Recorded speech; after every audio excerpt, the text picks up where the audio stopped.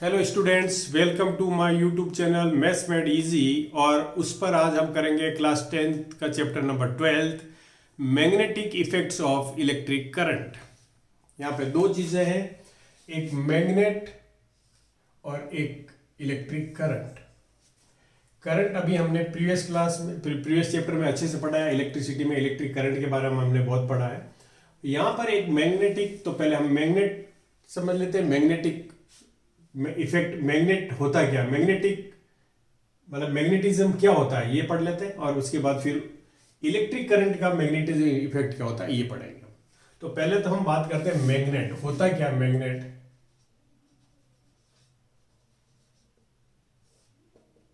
Magnet वो substance है which attracts, substance which attracts ferromagnet substances।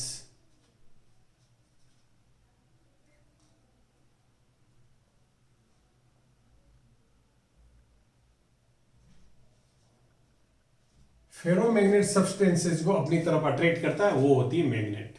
Okay, magnet के बारे में हमने पढ़ा है। Magnet has two poles.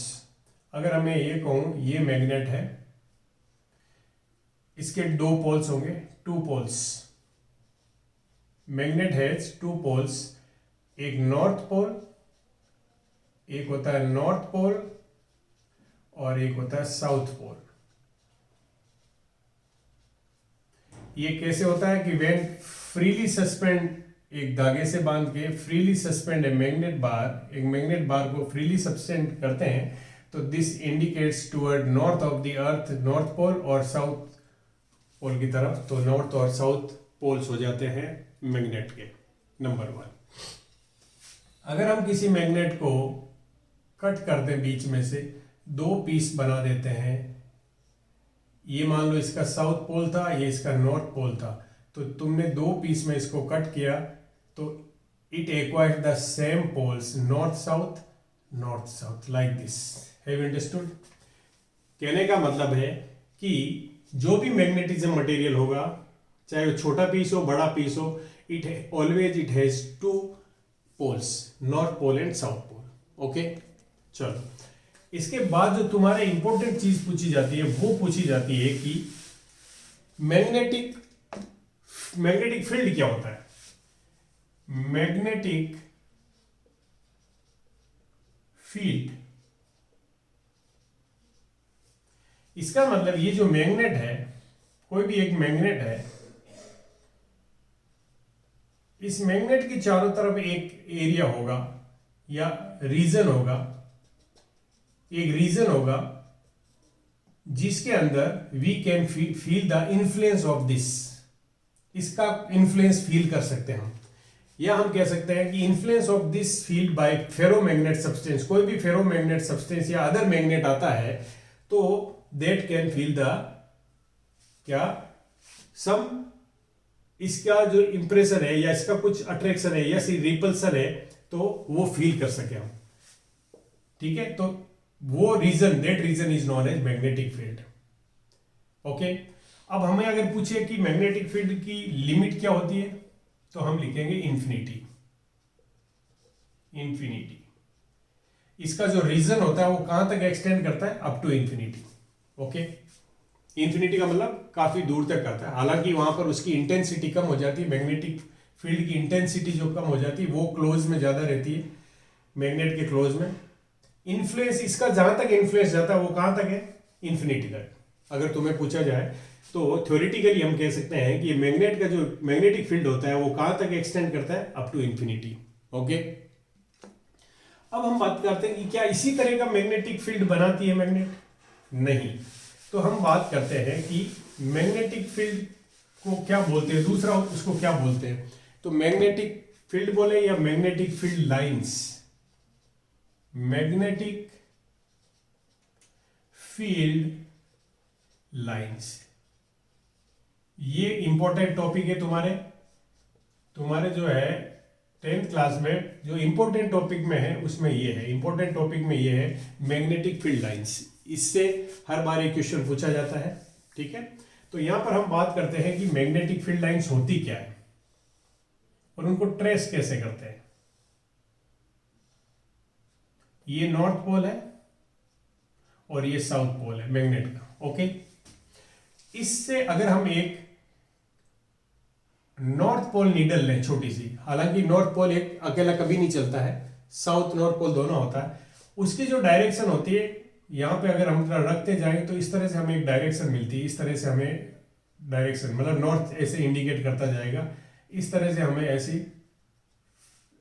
हमें ऐसी फील्ड लाइंस मिलती है। इसलिए इनको मैग्नेटिक फील्ड जो है वो इस तरह का होता है, इसलिए हम उसको मैग्नेटिक फील्ड लाइंस बोलते हैं। लेकिन अंदर की तरफ ऐसा होता है, बिल्कुल स्ट्रेट लाइन, अंदर की तरफ कैसा होता है, स्ट्रेट लाइन होता है, ये इस तरह से। अब तुम कहोगे सर ये कैसे, डायरेक्शन क्या है, इसको किस तरफ से ये मर्ज होता है और किस तरफ ये इमर्ज होता है। ये हमेशा नॉर्थ पोल से इमर्ज होता है, नॉर्थ पोल से निकलती है, ओके, यहां से जनरेट होती है और वापस मर्ज कहां पर होती है, साउथ पोल में, साउथ पोल में जाके मर्ज होती है। मैग्नेटिक फील्ड लाइंस नॉर्थ से निकलती है और साउथ पोल में जाके मर्ज होती है। Have you understood? So they emerge from north pole and merge from the south pole. एक तो हमें ये पता लग गया, क्या magnetic field lines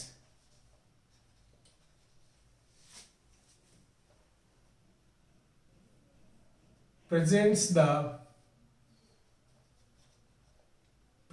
the magnetic field. पहली बात तो ये मैग्नेटिक फील्ड को प्रेजेंट करती है, मैग्नेटिक फील्ड, ठीक है। दूसरा, दे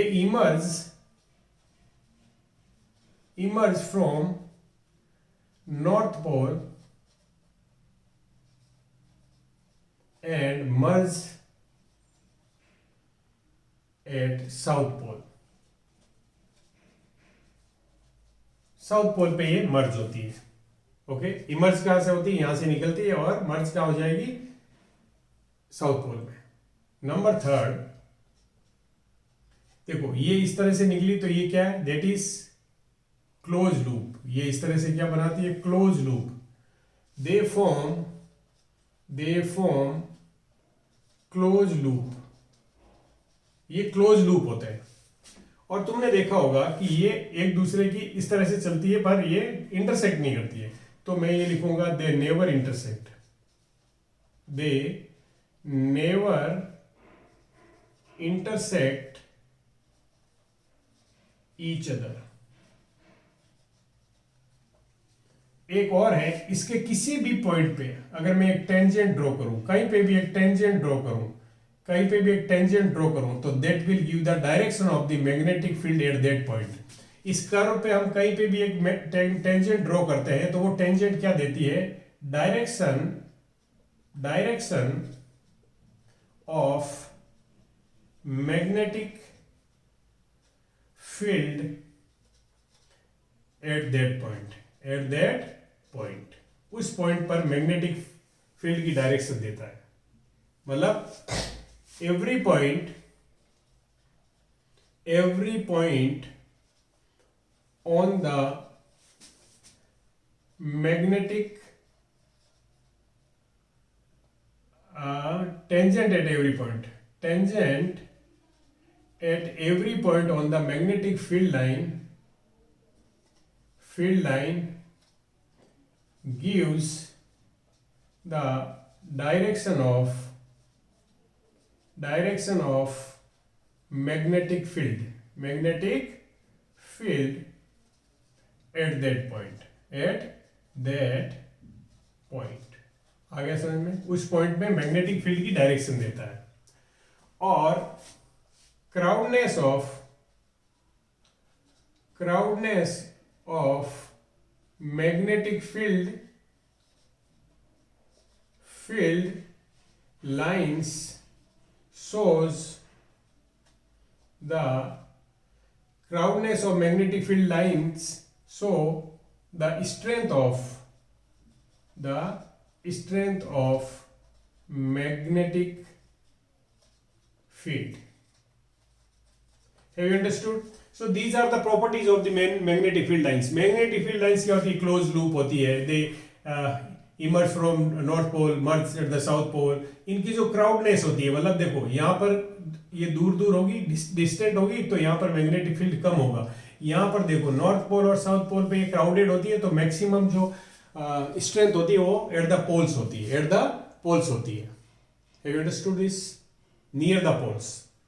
और क्लोज लूप है, पर they are parallel inside. Inside magnet के इनसाइड जो है ये पैरेलल होती है, बाहर ये कर्व्ड होती है. बाहर ये कर्व में होती है, अंदर ये स्ट्रेट लाइन में होती है. ठीक है, ये भी हम लिख सकते हैं. They are in curved shape outside and inside they are straight line. Have you understood? So these are the properties of the magnetic field. ये magnetic field line की properties होती है. अब इस पे एक important, जैसे मैंने ये लिखा they never intersect each other. इस पे एक important question पूछा जाता है, why they never intersect each other? Why the magnetic field lines never intersect each other? तो अगर मैंने मान लो कि क्या लॉजिक है, क्यों नहीं इंटरसेक्ट करती है, तो मैं अगर मान लेता हूं कि इंटरसेक्ट करती है, हम कॉन्ट्राडिक्ट करते हैं, इस स्टेटमेंट को कॉन्ट्राडिक्ट करते हैं. हम मान के चलते हैं कि दो मैग्नेटिक फील्ड लाइंस एक पॉइंट पे इंटरसेक्ट कर गए. मैंने जैसे इसमें बताया कि every point tangent at every point on the magnetic field lines gives the direction of the magnetic field at that point. ये एक पॉइंट ए है, इस पे अगर मैं इस कर्व की मैग्नेट डायरेक्ट टेंजेंट बनाऊंगा तो ये बनेगी, और इस पे बनाऊंगा तो ये टेंजेंट बनेगी. इसका क्या मतलब हुआ? इस पॉइंट पे जो मैग्नेटिक फील्ड है produced by the same magnet has two direction. That is not possible, क्योंकि एक मैग्नेटिक फील्ड की किसी एक पॉइंट पर एक ही डायरेक्शन हो सकती है, और ये बताती है कि इस पॉइंट पर देयर आर टू डायरेक्शंस. सो अगर ये पॉसिबल नहीं है, इसका मतलब इंटरसेक्शन पॉसिबल नहीं है. If this is not possible कि magnetic field has two direction at a point, तो it is not possible that they intersect each other. Have you understood? तो इसका आंसर तुम लिखोगे if they do so, it means if they do so, अगर ये intersect करती है ना, if they do so, अगर ऐसा है कि वो intersect करती है, it means there are two directions of the same magnetic field at a point which is not possible. So it contradicts our statement that they can intersect. So they never intersect. Have you understood? बाकी ये सब चीजें हो जाती. अब बात करते हैं हम, ये तो मैग्नेट के बारे में पढ़ लिया हमने, ये तो हमने दोनों मैग्नेट के बारे में पढ़ लिया कि स्ट्रेंथ कहाँ पर ज्यादा होती है, नॉर्थ पोल साउथ पोल पे ज्यादा होती है, और रीजन अलग अलग रीजन पे हमें क्राउडनेस दिखा के, कभी डायग्राम देके उसमें क्राउडनेस ऑफ स्ट्रेट लाइन दिखा के नंबर मार्क करके तुम्हें पूछ सकते हैं कि कहाँ पे मैग्नेटिक फील्ड ज्यादा है कहाँ पे कम है. तो वो तुम्हें ध्यान रखना कि crowdness of magnetic field lines shows the strength of magnetic field at that point. तो जहां पे ज्यादा क्राउडेड होगी वहां मैग्नेटिक फील्ड ज्यादा होगा, जहां कम क्राउडेड होगी वहां कम होगा. इसके बाद हम बात करते हैं कि ये इस पर अब मैग्नेट के बारे में हो गया. इलेक्ट्रिक करंट तुम्हें पता हो गया कि इलेक्ट्रिक करंट क्या है, flowing of charge through a conductor is known as electric current. अब उससे क्या होता है, तो ये ऑब्जर्व हुआ कि अगर हम किसी भी सर्किट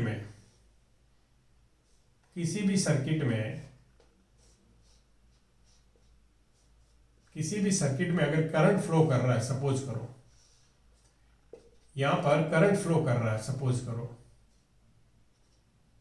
ओके. अगर इसके पास में हम मैग्नेट लेके आते हैं, नीडल लेके आते हैं मैग्नेट की, नॉर्थ पोल साउथ पोल, तो ये डिफ्लेक्ट होती है. जैसे जैसे हम इसके क्लोज में लाते हैं तो ये डिफ्लेक्ट, कभी इस तरफ लाते हैं तो उल्टी डायरेक्शन में, इस तरफ लाते हैं तो इस डायरेक्शन में डिफ्लेक्ट होती है. इसका मतलब कंपास जो है या जो मैग्नेट होती है वो डिफ्लेक्ट होती है because of magnetic field only. Magnet जो होती है वो क्या होती है, डिफ्लेक्ट होती है अवे और towards because of the magnet only. एक मैग्नेट है वो दूसरी मैग्नेट को अपनी तरफ अट्रैक्ट करती है. तो इसका मतलब यहाँ पर मैग्नेटिक फील्ड है, समवेयर मैग्नेटिक फील्ड नाम की कोई चीज है. This effect is known as magnetic effect of electric current. जब किसी भी कंडक्टर में करंट पास होता है तो वहां पर मैग्नेटिज्म बनता है. That is effect of flowing current magnetic effect, वो मैग्नेट जैसा बिहेवियर करेगा, मैग्नेटिक फील्ड प्रोड्यूस करेगा, that is known as magnetic effect of the current. Have you understood? अब हम जो यहाँ पढ़ेंगे वो पढ़ेंगे, तुम्हारे जो कोर्स में है वो है मैग्नेटिक फील्ड। यहां पर हम एक तो पैटर्न की बात करेंगे कि किस तरह का मैग्नेटिक फील्ड बनता है, और 3 तरह के लेंगे हम, स्ट्रेट वायर, वायर का मतलब है conductor,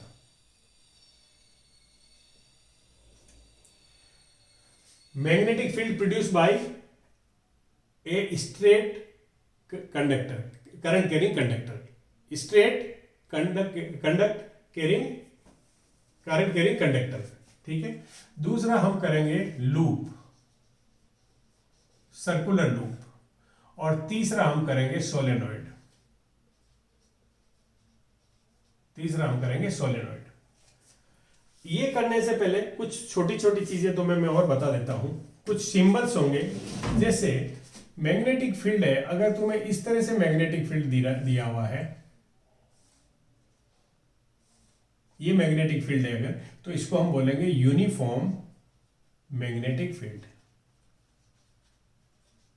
magnetic field. Uniform magnetic field का मतलब है अगर ये लाइंस के बीच में गैप बराबर शो किया हुआ है, इसका मतलब this is a uniform magnetic field flowing in this direction. ये है, इस तरफ है, इसका मतलब नॉर्थ पोल इधर है और साउथ पोल इधर है, इधर मर्ज होकर इधर जा रही है। Have you understood? चलो दूसरा, अगर मैं बोर्ड के ऊपर डॉटेड दिखा देता हूं, इस तरह से अगर मैं कहीं कुछ दिखाता हूं मैग्नेटिक फील्ड को, इस तरह से मैं अगर दिखाता हूं, और एक मैं इस तरह से अगर दिखाता हूं,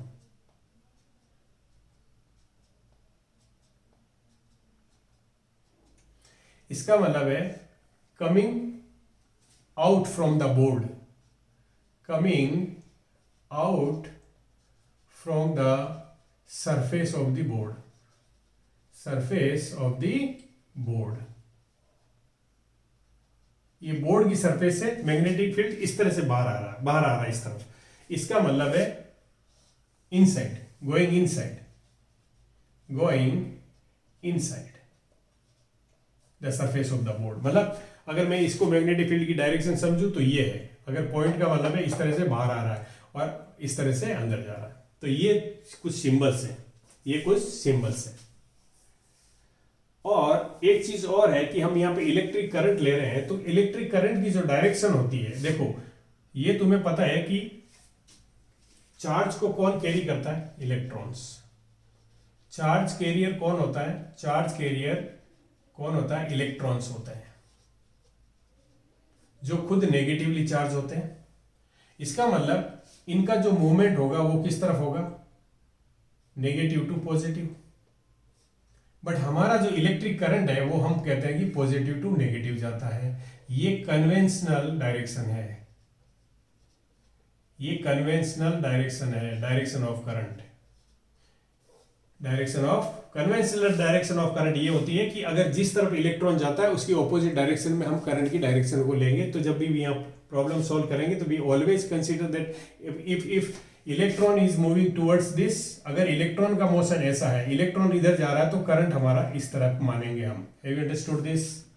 अगर मैं ये कहूँ अगर इलेक्ट्रॉन ऐसे मूव कर रहा है अपवर्ड, तो हम करंट को नीचे की तरफ मानेंगे। Have you understood this?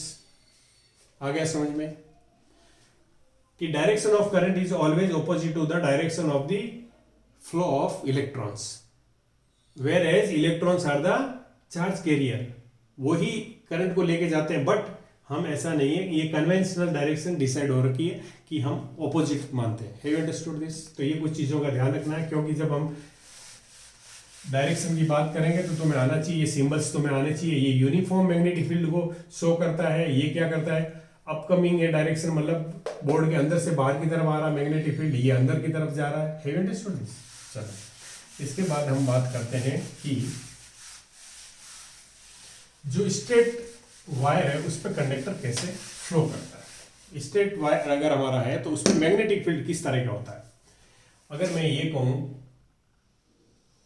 कि ये है स्ट्रेट वायर और इसमें से करंट फ्लो हो रहा है अपवर्ड, ओके, और एक हमारा ये है जिसमें डाउनवर्ड।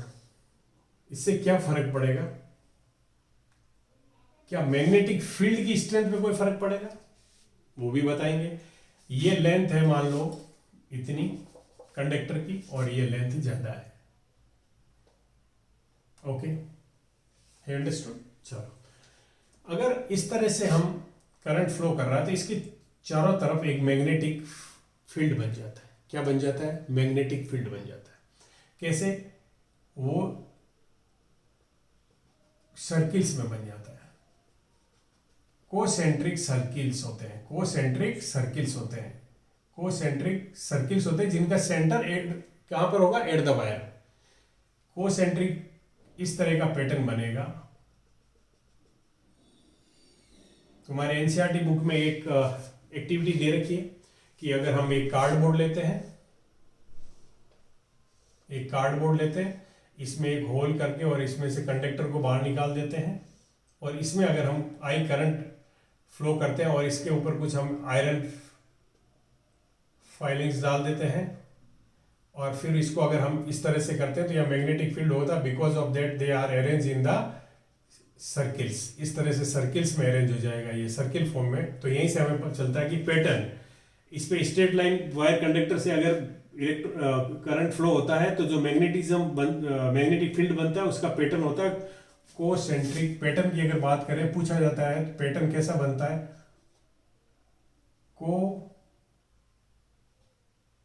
Concentric circles. देखो एक चीज तो ये ध्यान रखना कि कॉन्सेंट्रिक सर्किल्स होते हैं, centre of the circle, centre of the circles lie on the wire के ऊपर लाई करेगा। ठीक है, ठीक है। ये सिलेंड्रिकल फॉर्म में हो जाता है। अगर ये सब जगह होगा, सब तरह होगा, तो ये क्या हो जाएगा? सिलेंड्रिकल फॉर्म में आ जाता है। इस तरह से बन जाता है। अगर हम इस तरह से देखें तो ये मैग्नेटिक फील्ड इस तरह से बन जाता है इसका।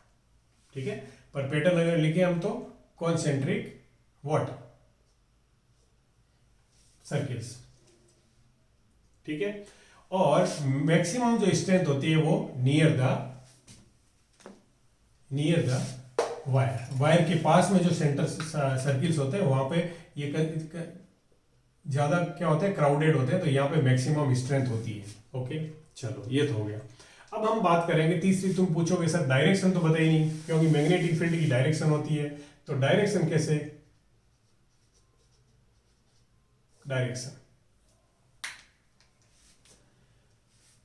तो डायरेक्शन के लिए हम right hand thumb rule use करते हैं। ये राइट हैंड थंब जो रूल है हमारा वो यूज करते हैं। क्या करते हैं कि we point our thumb in the direction of the current. मान लो अगर मैं ये कहूं कि ये करंट की डायरेक्शन है, अगर मैं इसमें ये थंब रेज करता हूं तो ये जो कर्लिंग ऑफ फिंगर है, अगर मैं ये वायर है, सपोज करो ये वायर है, इसमें से करंट फ्लो कर रहा है अपवर्ड, और मैं अगर ये करता हूं curling of finger shows the direction of the magnetic field. इस तरह से डायरेक्शन होगी। मतलब अगर करंट ऊपर की तरफ जा रहा है तो ये इस तरह से चलेगी, ये करंट की डायरेक्शन होगी। और क्या मैग्नेटिक फील्ड की डायरेक्शन ये होगी। ये कौन सी डायरेक्शन है बता सकते हो? Anti clockwise.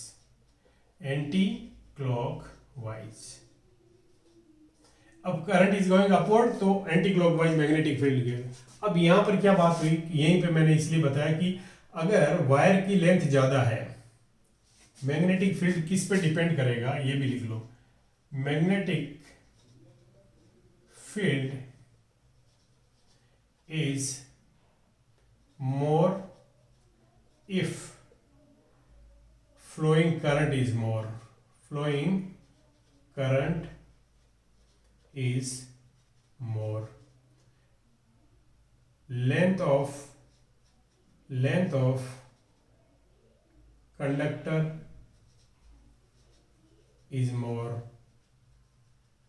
आगे समझ में? लेंथ ऑफ कंडक्टर अगर ज्यादा होगी तब भी मैग्नेटिक फील्ड ज्यादा होगा, अगर करंट फ्लोइंग ज्यादा होगा तब भी ज्यादा होगा। डायरेक्शन अगर रिवर्स होगी तो मैग्नेटिक फील्ड की डायरेक्शन भी क्या हो जाएगी? उल्टी हो जाएगी। इस केस में क्या हो जाएगी? इस केस में कैसे हो जाएगी?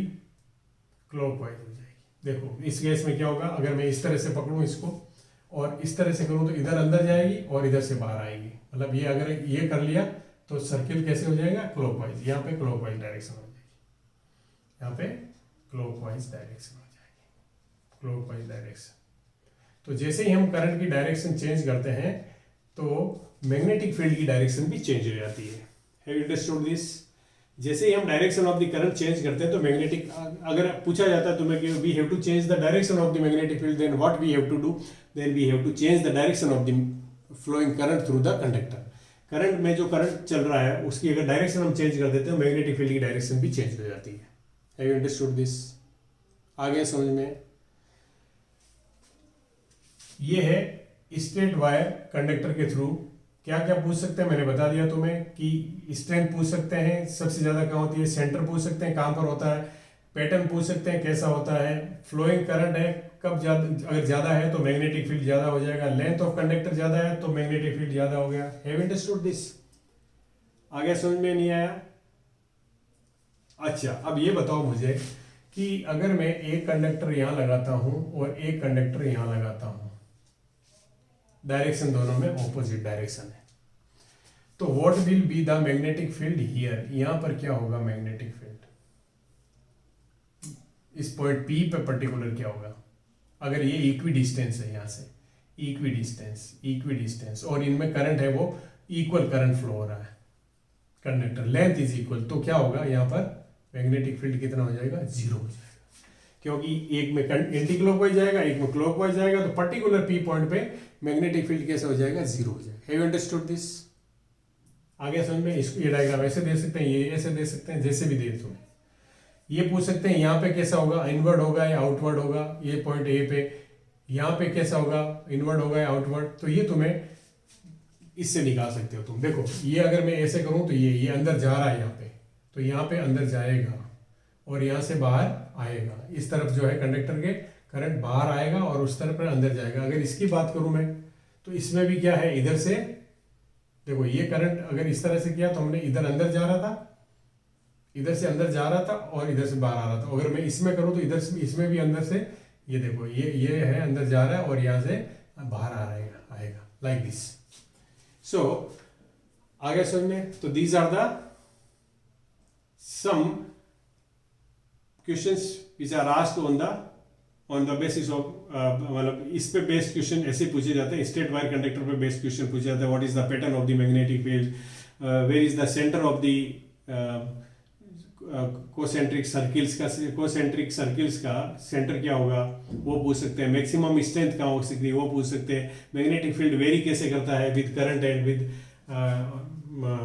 Length of conductor. दूसरा ये पूछ सकते हैं डायरेक्शन कैसे चेंज करते हैं हम, है ना। So these are the problems which asked on this chapter. Okay, अब हम दो जो बचे हुए कंडक्टर्स होंगे, लूप और सोलेनॉइड, वो हम करेंगे नेक्स्ट वीडियो में। अगर तुम्हें वीडियो पसंद आया है तो चैनल को सब्सक्राइब करो, अपने फ्रेंड्स के साथ शेयर करो ताकि वो इसका बेनिफिट लें और मुझे मोटिवेशनल सपोर्ट मिले और मैं तुम्हारे लिए और इससे भी बेहतर कंसेप्ट्स के साथ, अच्छे कंसेप्ट्स के साथ, तुम्हें अच्छे अंडरस्टैंडिंग के साथ वीडियो बनाओ। Bye, take care.